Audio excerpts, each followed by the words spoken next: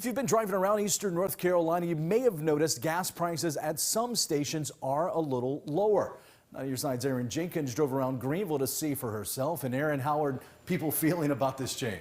Well, Ken, the people I talked to are breathing a small sigh of relief. And even if it is a few cents cheaper at the pump, many say they're feeling that difference. I'm definitely glad they're going down. I'm enjoying it. It's a feeling shared by many. Happy about lower gas prices. I drove up from Durham to here today, and in Durham it was like $4.11, and when we were driving past Sheets it was like 3 something. We're like, okay, it went down. Some gas stations in eastern North Carolina are sitting under $4 per gallon. AAA is attributing that to lower oil prices. Crude oil accounts for 50% of what we see at the pump. So when crude oil prices were soaring, that's why gas prices were soaring. Now that crude oil prices have fallen, we are seeing a direct result at the pump. You know, we've gone down 10 cents in a week's time.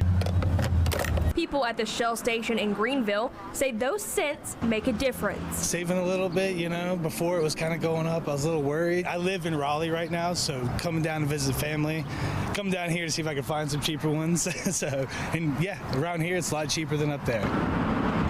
Driving to work or driving home, because we're both from the Triangle area. Yeah. So wanting to go home takes up most of our tank. So it's nice to be able to go home for cheaper.